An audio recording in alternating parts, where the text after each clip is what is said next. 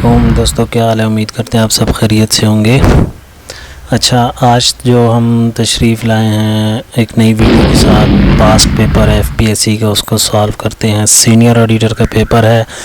Paper solve करने से पहले आप सबसे गुजारिश की जाती है कि हमारा चैनल यूट्यूब पे अमेजन नॉलेज के नाम से है, उसको काइंडली सब्सक्राइब कीजिएगा।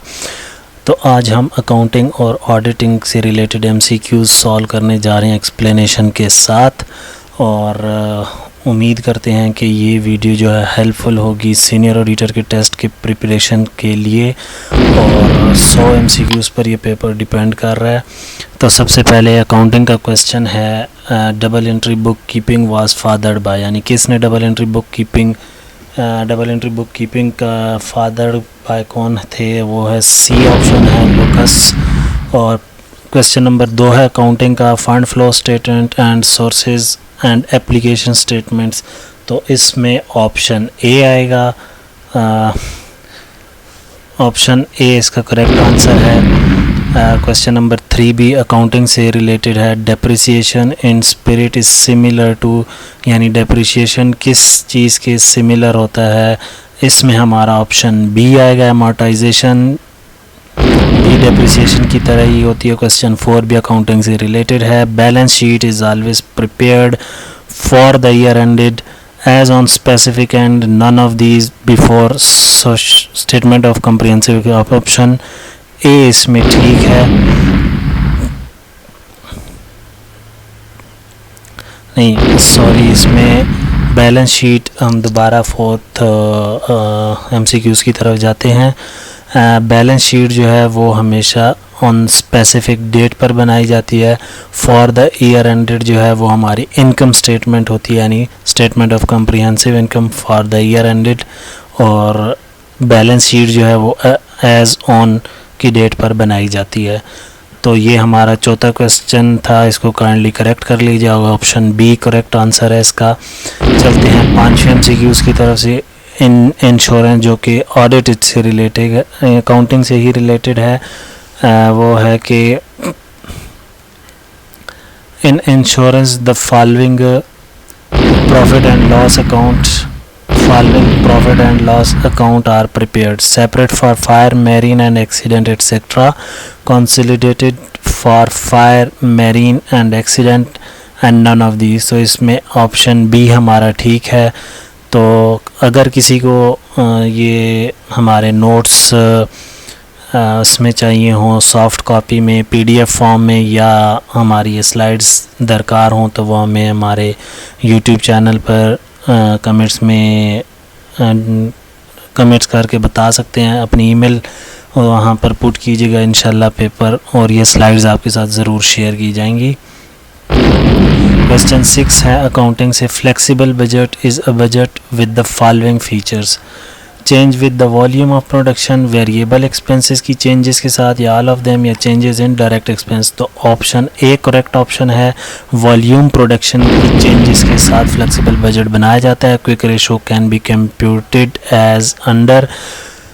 क्विक रेशो जो है वो क्विक एसेट यानी current asset divided by current liability. C option हमारा इसमें करेक्ट है। अकाउंटिंग का क्वेश्चन नंबर 7 एमसीक्यूज था। 8th एमसीक्यूज अकाउंटिंग का है, sale budget must be prepared independently depending on production capacity based on sale for cost, none of the.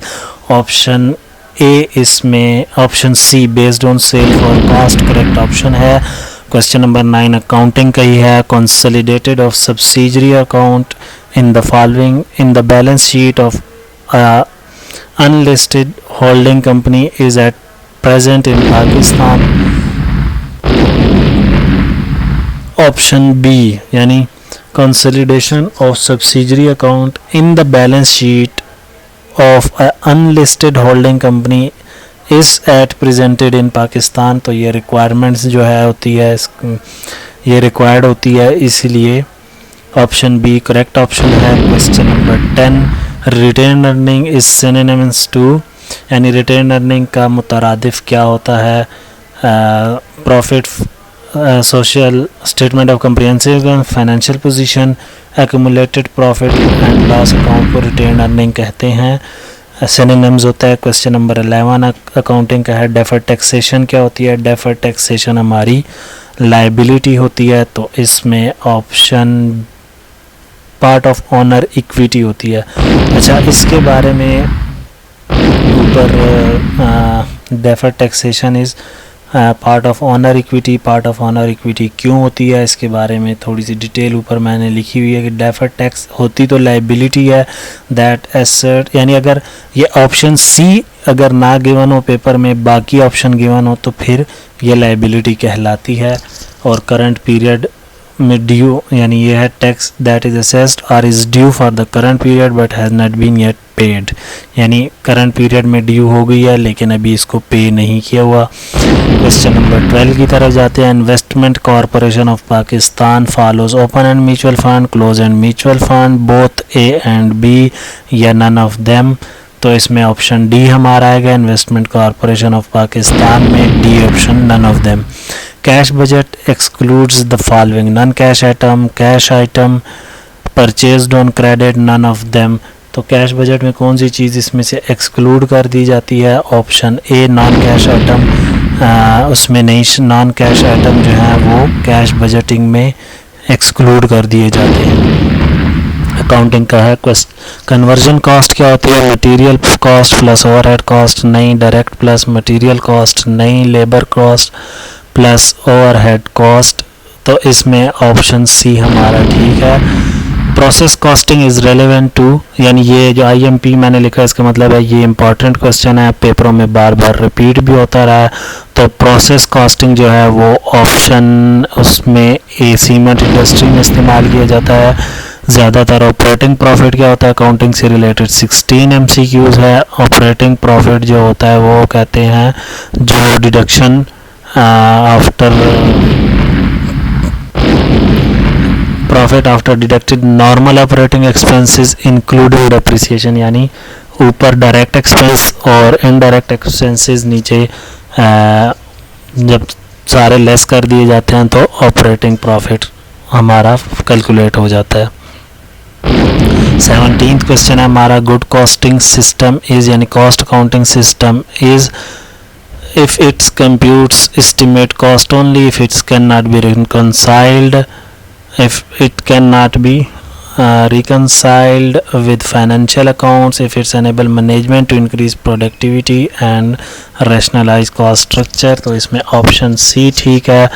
Cost accounting हमेशा तब cost accounting जो है वो हमेशा अच्छी तब होती है जब ये मैनेजमेंट प्रोडक्टिविटी हमारी इंक्रीज़ करे और रैशनलाइज कॉस्ट स्ट्रक्चर, यानी कॉस्ट स्ट्रक्चर ज़्यादातर कोशिश क्या होती है उसकी कि हमारी कॉस्ट कम हो, लेवल ऑफ प्रोडक्शन ज़्यादा हो, तो वो हमारी अकाउंटिंग जो है कॉस्ट अकाउंटिंग बेहतरीन कहलाई जाती है। फिर 18वां अकाउंटिंग का क्वेश्चन है, combination can be best describe as, तो ये इसमें ऑप्शन हमारा आएगा C, amalgamation of two different types of.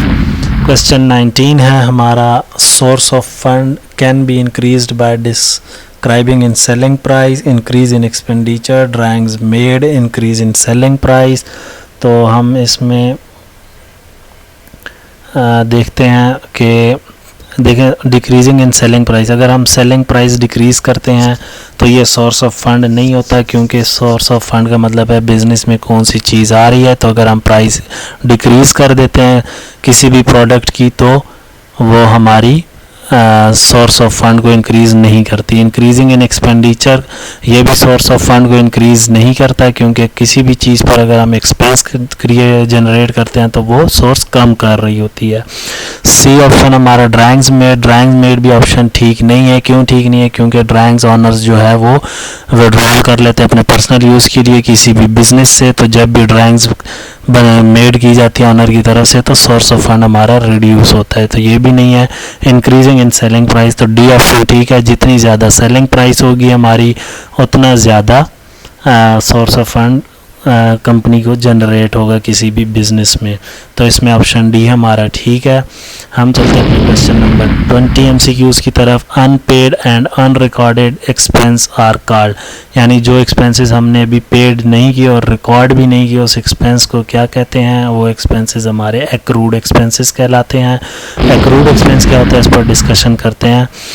The business firm in which the owner is personally liable is the limited company में sole proprietor company में जो owner है वो personally, the business firm in which the owner is personally liable is the both at है ए and सी। हाँ, partnership में भी honour जो है वो अपनी लाइबिलिटी का खुद रिस्पॉन्सिबल होता है, लेकिन यहाँ पर जितनी उसकी प्रॉफिट एंड लॉस में शेयरिंग होती है उतने का वो रिस्पॉन्सिबल होता है।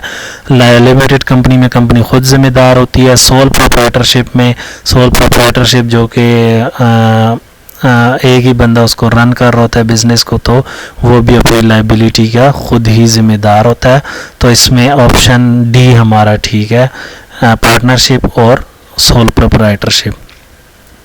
22वें MCQs की तरफ चलते हैं कि the investment of personal asset by the owner, अगर ऑनर पर्सनल इन्वेस्टमेंट कर लेता है, पर्सनल एसेट किसी भी कंपनी में इन्वेस्टमेंट करता है तो increase total asset and increase honour equity, ये भी ठीक है। इंक्रीज टोटल एसेट ओनली, नहीं, सिर्फ ये नहीं ठीक।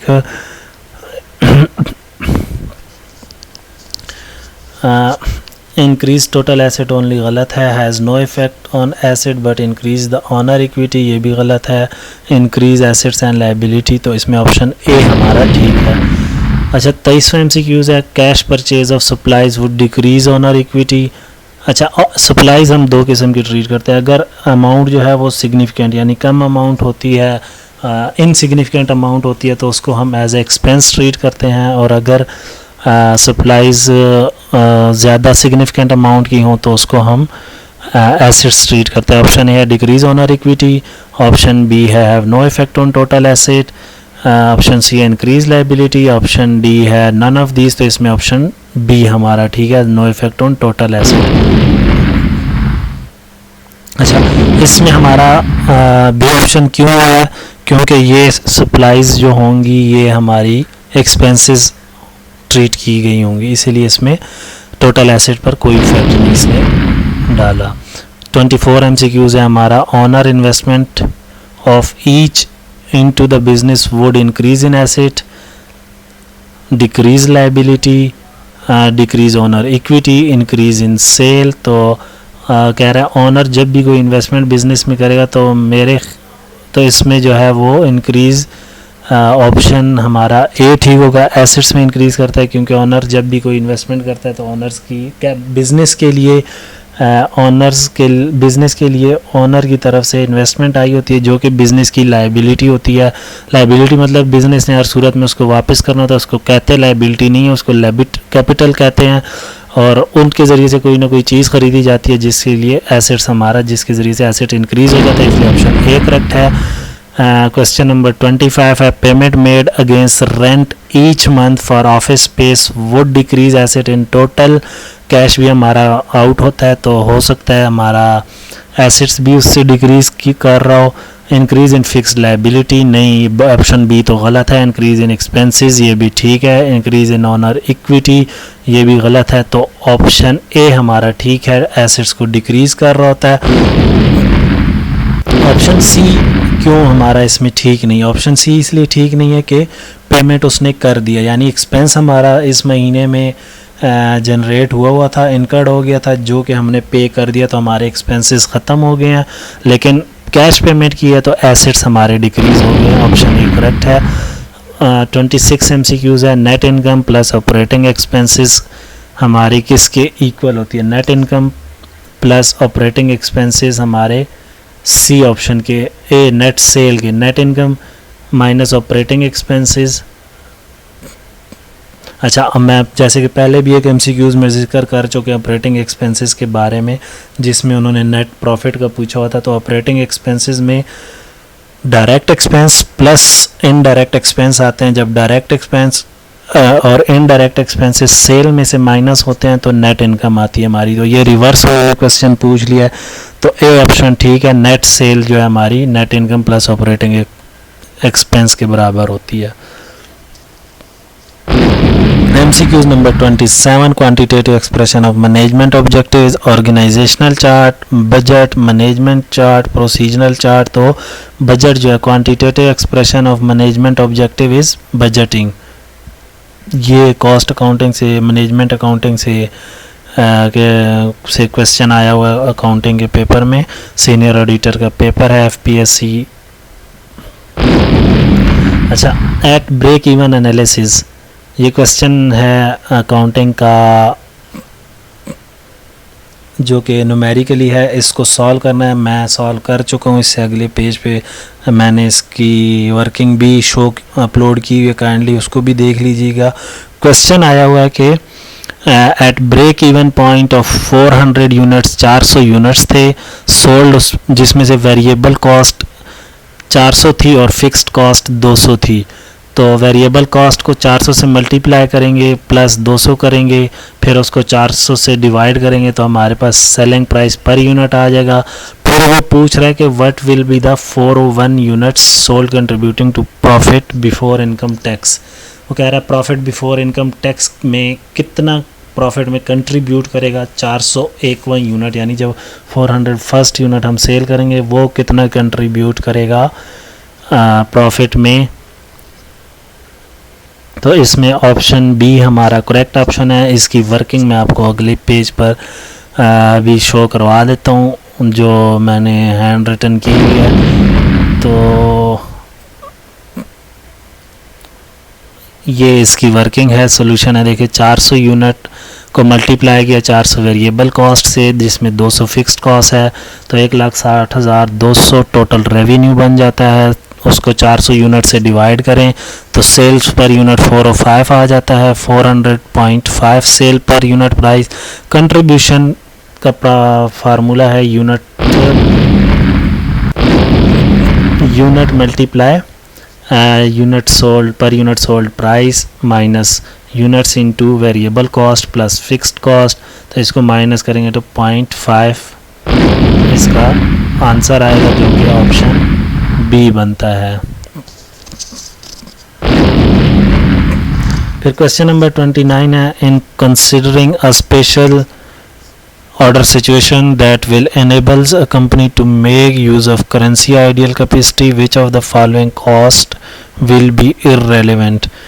क्वेश्चन क्या कह रहा है कि स्पेशल ऑर्डर सिचुएशन जब होती है वो कंपनी को एनेबल करती है कि वो करंटली आइडियल कैपेसिटी को यूज़ करे। विच of the following cost will be, तो इसमें इररेलेवेंट कॉस्ट कौन सी होगी? Material cost irrelevant, depreciation cost irrelevant, direct labour या FOH, कौन सी कॉस्ट? डेप्रिसिएशन कॉस्ट जो है वो इररेलेवेंट होगी स्पेशल ऑर्डर सिचुएशन में, डेप्रिसिएशन जो है इररेलेवेंट कॉस्ट होगी। फिर है question number 30, operating cost in often named as manufacturing cost plus commercial expenses, prime cost plus factory overhead, selling plus administrative expenses, direct material plus direct labour. तो हमारा option C correct है।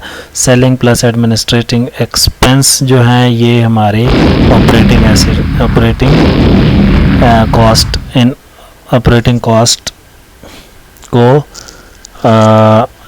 Represent कर रहे हैं। Question number 31 है कि expense such as rent and depreciation of a building are shared by several department, these are expenses और depreciation किसी भी यानी रेंट है बिल्डिंग का या depreciation है बिल्डिंग की, तो वो several department शेयर करते हैं।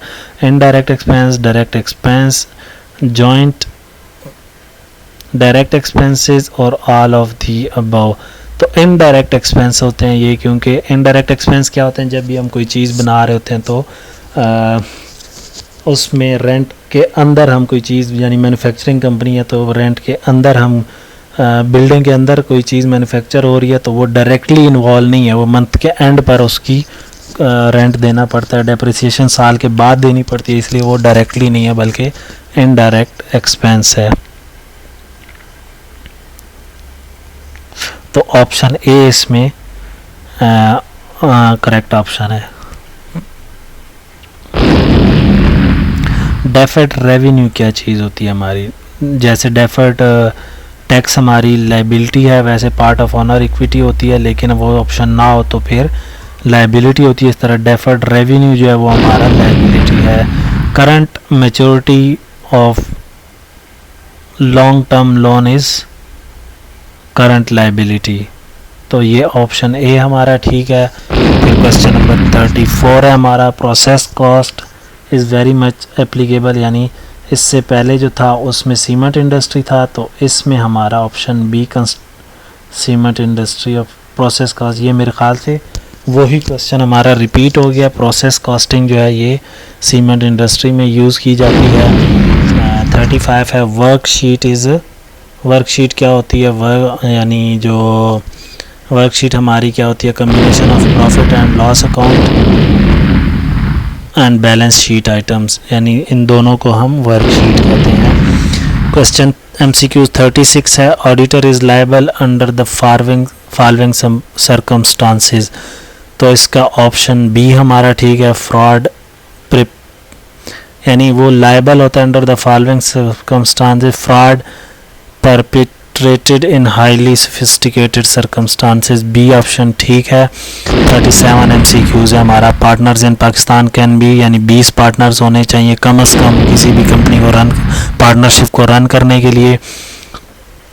38 है, verification include none of this, verification में checking voucher examination audit report ये चीज़ें शामिल नहीं होती। Stratified audited sample means, option A इसमें ठीक है। Randomly selected item for audit.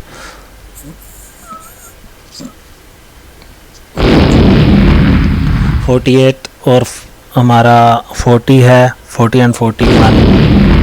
40 और 41 क्या था हमारा कि audit of bank is generally conducted routinely basis पर होती हैं। रूटीनली बेसिस पर क्यों होती हैं? कि बहुत ज़्यादा ट्रांजैक्शंस होती हैं, तो जैसे मिसाल कैशियर के पास कोई चीज़ जाती है वो भी उसको फुल एहतियात केयरनेस के साथ उसको आपकी ट्रांजैक्शन को प्रोसेस कर रहा होता है। फिर उसके बाद उसकी सुपरविज़न होती है, फिर वो जाती है नीचे अकाउंट्स डिपार्टमेंट में, वहाँ पर उसकी अकाउंट्स वाले भी देखते हैं कि मिसाल जैसे हमने कोई चेक डिपॉजिट कराया तो उसके साथ अकाउंट्स वाले देखते हैं शनाख्ती कार्ड ID कार्ड की कापी लगी हुई है, सिग्नेचर मैच कर रहे हैं, इस तरह की चीज़ें वो देखते हैं, जिसकी बेस पर वो अपने कैशियर्स की रेटिंग कर रहे होते हैं।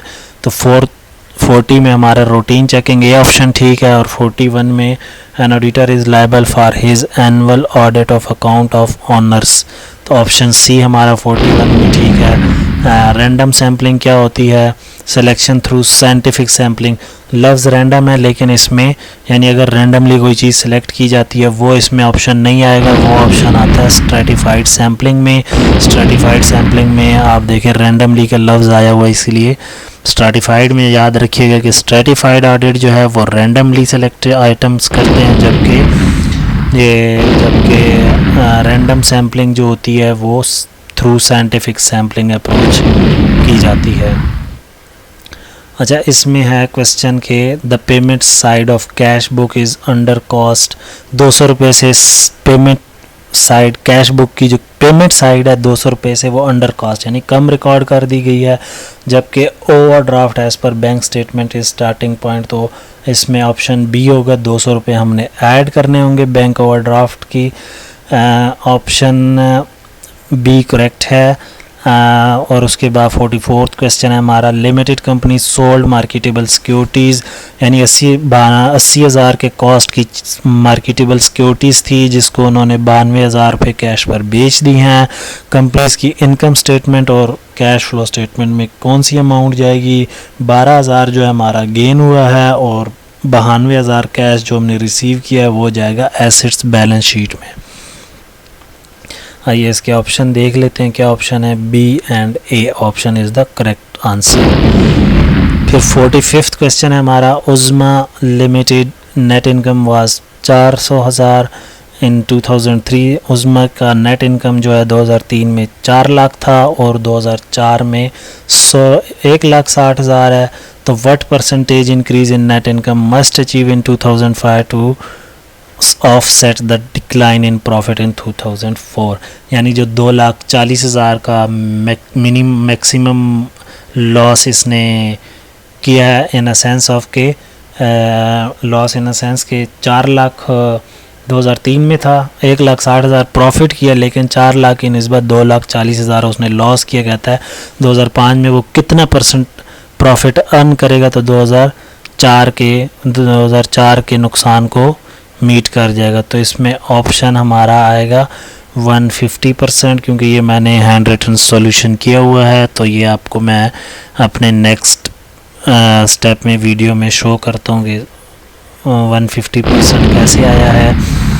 तो ये इसकी सॉल्यूशन है। नेट इनकम हमारा 2003 में था 4 लाख, 2004 में 1,60,000। तो परसेंटेज की जब चेंज होती है, चेंजेस इन परसेंटेज, तो पहले previous year minus new year divided by new year, तो 1.5 मल्टीप्लाई 100 आ जाएगा, जो 150%। 46 क्वेश्चन है, ए और B are the partner in the ratio, यानी 2:1 के साथ ए और बी पार्टनर है। They admitted C shares who contribute ₹3,000 for his share. तो वो इसमें ऑप्शन हमारा 12,000 सी ऑप्शन आएगा।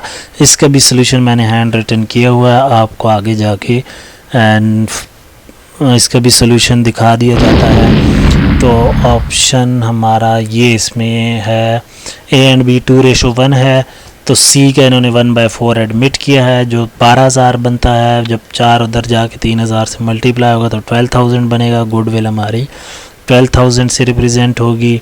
ऑप्शन अच्छा, on April Hasan companies received paid 700 का बिल उन्होंने पे किया है for the advertising done in March में जो उन्होंने एडवर्टाइजिंग की थी उसकी पेमेंट इन्होंने अप्रैल 1 को की है।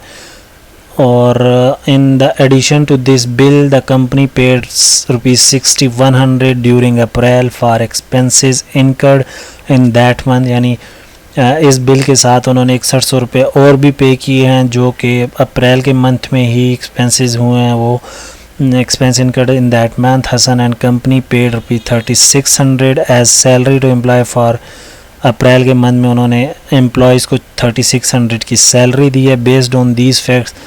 अच्छा, हमने बताना है अप्रैल के मंथ का एक्सपेंस। तो हम देखते हैं कि जो इन्होंने बिल 700 रुपये का पे किया है वो इन्होंने पे किया है मार्च के मंथ का। अगर हम एक्रूअल बेसिस या मैचिंग प्रिंसिपल कंसेप्ट के थ्रू इस क्वेश्चन को सॉल्व करते हैं, तो जो अप्रैल में इन्होंने एक्सपेंस किया हमने सिर्फ अप्रैल का ही काउंट करके उसका सोल्यूशन वो ही उसका बेस्ट ऑप्शन होगा, जो कि अप्रैल में 6,100 और 3,600 ये बनता है 8,700 बनता है। 6 और 3 9 9700 बनता है। इसमें ऑप्शन कोई नहीं है, तो डी ऑप्शन इसका करेक्ट ऑप्शन होगा, क्योंकि इसमें आंसर 9700 आएगा। फिर ऑडिटिंग से रिलेटेड क्वेश्चन है कि who is responsible for the appointment of statutory auditor of a limited company. तो ये इसमें director of the company, A option correct है। ये जो है रिस्पॉन्सिबल होते हैं ऑडिटर्स को लिमिटेड कंपनी में अपॉइंट करने के लिए, मेंबर ऑफ द कंपनी। इसमें ये काइंडली गो थ्रू कर लीजिएगा for the best of my knowledge. I think ये ऑप्शन ए इसका करेक्ट ऑप्शन है। 49 which of the following statement is not true, a partnership firm can be appoint. अच्छा, ये theory के हैं, तो इसका मैं आपको ऑप्शन बता देता हूँ। ऑप्शन सी करेक्ट है, मेजॉरिटी देख लीजिएगा इसको।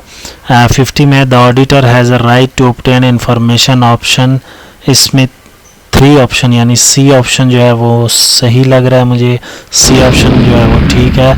The auditor has right to obtain information, ये भी क्वेश्चन रिपीट हो गया। सी ऑप्शन इसका करेक्ट है। इसके बाद ऑडिटिंग का क्वेश्चन है कि an auditor is also called for auditing is watch dog, active dog, wise dog, foolish dog. D option इसका करेक्ट ऑप्शन है। Quick ratio is also known as current ratio, quick ratio को current asset test ratio कहते हैं, sorry. B option इसका correct option है। Question number MCQ 53, which of the following is not include in category of cash deposit with bank. Cheques जो हैं ये posted check, money order, पूछ कि कौन सी चीज़ जो है हमारी कैश की कैटेगरी में नहीं आती, तो इसमें ऑप्शन डी ऑप्शन जो है पोस्टेड चेक, जो चेक पोस्ट कर दिए गए हैं वो कैश की कैटेगरी में नहीं आती। चले इनको एक बार गूगल भी कर लीजिएगा कि क्या ऑप्शन है। ये जो मैंने MCQ सॉल्व किए हैं अकाउंटिंग और ऑडिट के, तो ये मैंने अपनी प्रिपरेशन के लिए अपनी प्रिपरेशन करके उसके बाद सॉल्व किए थे। तो मुझे तो ऑप्शन सी, क्योंकि डिपॉजिट विद बैंक भी कैश होता है, कैश की कैटेगरीज में ही आता है, चेक्स भी कैश की कैटेगरीज में आती हैं, क्योंकि हाँ पोस्टर चेक जो हमसे कैश चला जाता है इसलिए वो हमारी कैश की कैटेगरी में नहीं आती। Depreciation of an asset based on economic life, active life, market life, option A is correct है। इकोनॉमिक लाइफ की बेस पर डेप्रिसिएशन ऑफ एसेट्स होती हैं। It firm use cash to purchase inventory, quick ratio इसकी decrease हो जाएगी। B option हमारा ठीक है। 56 MCQ है, which of the following is tangible asset. Trademark tangible है, पेटेंट इनटेंजिबल है, trademark intangible. Furniture C option जो है हमारा ठीक है। क्वेश्चन नंबर 57 MCQ की तरफ जाते हैं कि इनटेंजिबल एसेट्स कौन सा है। बिल्डिंग हमारा टेंजिबल है, पेटेंट इनटेंजिबल है, बी ऑप्शन करेक्ट है। फर्नीचर एसेट टेंजिबल है, डी ऑप्शन गलत है, तो बी ऑप्शन इसका करेक्ट है। 58 MCQ है, विच one of the following account would have usually a credit balance. Accounts payable जो है ये हमारे क्रेडिट बैलेंस होती हैं। A option is correct answer. Which of the following would have usually a debit balance? A is incorrect, B is correct option, C is correct option, so both D option correct है हमारा। B and C के जो है debit balances होते हैं। Which of the following area addressed by which of the following area is addressed by business finance? Financing, तो ये होते हैं हमारी financing, managing day to day. D option all of these, ये सारी चीज़ें जो है हमारी बिजनेस फाइनेंस।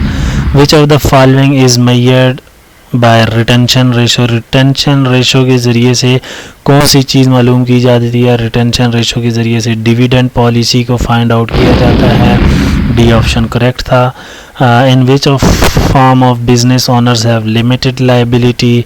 कंपनीज जो होती हैं उसमें ऑनर्स की जो लाइबिलिटीज़ होती हैं वो लिमिटेड होती हैं। Joint stock company, C option ठीक है।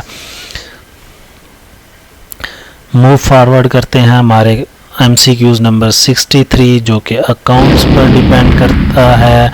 Which of the following is measured by profit margin, operating efficiency, assets use efficiency, financial policy, dividend policy. Operating efficiency जो है वो प्रॉफिट मार्जिन को जरिए से मेजर की जाती है।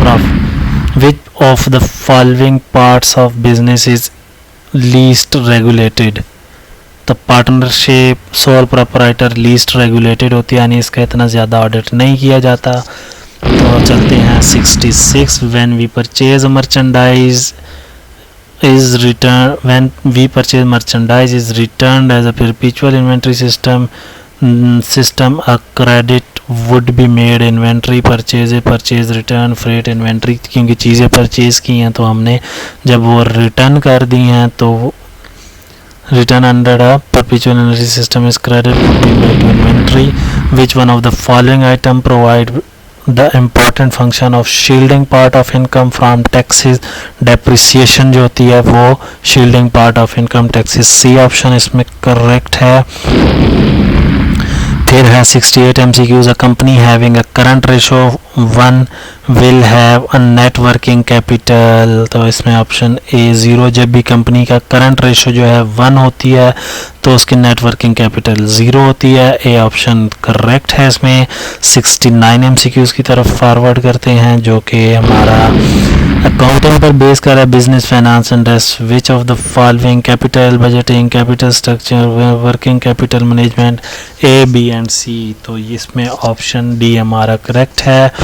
670 MCQs है। Which of the following statement is true? The professional of hostage, the audit profession is regulated, the audit profession regulated by government. C option correct है। 80 MCQ 71st MCQs है stratified sampling, हमने जैसे जिक्र किया stratified में randomly select किया जाता है आइटम्स को, ए ऑप्शन ठीक है। 72 MCQs हमारा ऑडिटिंग पर है, स्ट्रैटिफाइड ऑडिट रैंडम में, ये भी हमारा MCQs रिपीट हो गया, ए ऑप्शन करेक्ट है। N auditor is liable for his annual audit of account honours, D option correct है। 74 हमारा है the conflict of interest between management, तो ये एजेंसी प्रॉब्लम को कहते हैं, ए ऑप्शन हमारा ठीक है। 75th है auditor conduct auditing in accordings to all of the above, इन तीनों जो मेंशन किए हुए ऑप्शन, इन चारों के थ्रू वो जो है ऑडिट कंडक्ट कर रहा होता है कोई भी ऑडिटर। 76 MCQs है for better assessing the audit risk और the auditor inquires different group in the organisation except board governance legal stakeholder, D option correct था। 77 है internal source of audit evidence for an entity includes the following except, तो ये हमारा theory का question है, आप इसको kindly go through कीजिएगा, पढ़ लीजिए। ऑप्शन मैं आपके सामने अपीयर कर देता हूँ, ए ऑप्शन इसका करेक्ट है। 78 भी हमारा रिलेटेड टू ऑडिटिंग थ्योरी है, तो इसको भी काइंडली गो थ्रू कीजिएगा, ए ऑप्शन करेक्ट है। 79 और 80 MCQs भी ऑडिट से रिलेट कर रहे हैं, इसके भी ऑप्शन आपको सामने अपीयर कर देते हैं। 79 में डी ऑप्शन है, 80 में हमारा बी ऑप्शन करेक्ट है। 81st एंड 82nd क्वेश्चन जो ये भी ऑडिटिंग से रिलेटेड है, थ्योरी का क्वेश्चन है, इसको भी आप गो थ्रू कर लीजिएगा। क्वेश्चन नंबर 81 में ऑप्शन डी करेक्ट है और 82 में ऑप्शन ए करेक्ट है।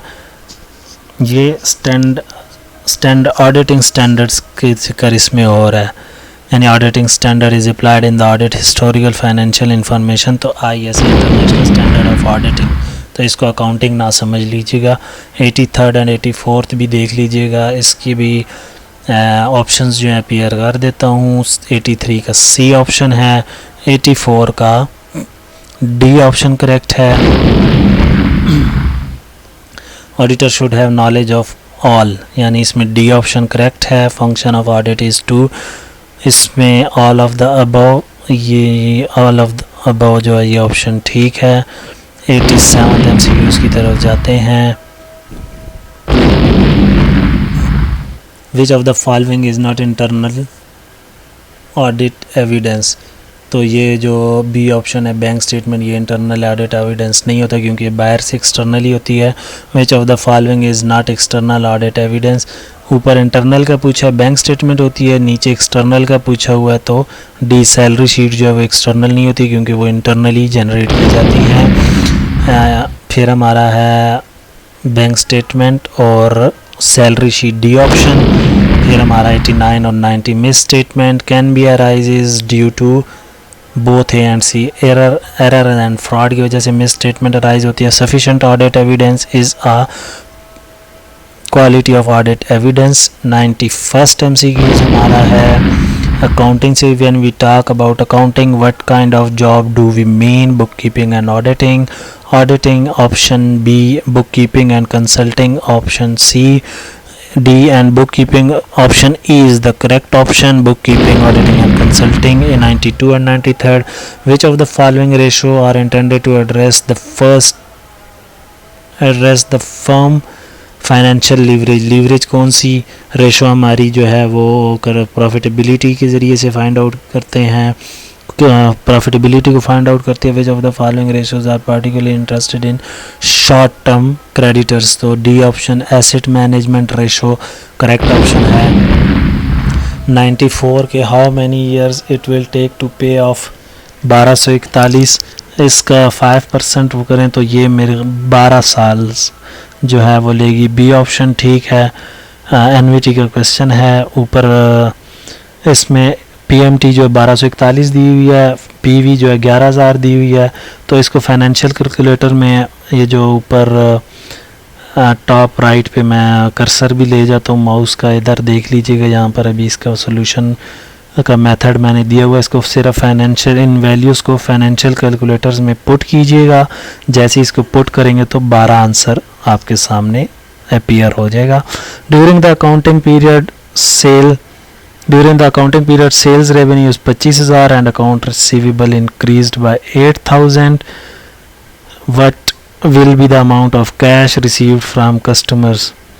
सेल्स जो हैं वो हमने 25,000 की हैं अकाउंटिंग पीरियड के दौरान, और account receivable increased by 8,000। Account receivable हमारे 8,000 से इंक्रीज हो गए हैं, तो कैश रिसीव फ्रॉम कस्टमर से 33,000 यानी 8,000 जो हमने रिसीव करने हैं। During the accounting period revenue 25,000 है टोटल हमारा, जिसमें से अकाउंट रिसीवेबल 8,000 की इंक्रीज़ कर गए हैं, तो इसका मतलब 25,000 लेस 8,000 करेंगे तो 17,000 बच जाएगा, जो कि हमारा करेक्ट ऑप्शन होगा। इसमें सी ऑप्शन जो है वो हमारा करेक्ट है, 17,000। और इसकी भी कैलकुलेशन वो आप लेफ़्ट साइड की टॉप पर देख सकते हैं। 96 और 7 है। MHN company has a currently ratio 4:3, current liability 30,000। What will be the net working capital. So 4 divided by 3 into 30 ज़रब हो जाएगा 3। करंट लायबिलिटी हमारे 3 है, नेट वर्किंग कैपिटल जो है वो 10,000 हो जाएगी। सी ऑप्शन करेक्ट है। Net present value is used in investment decision, it calculate.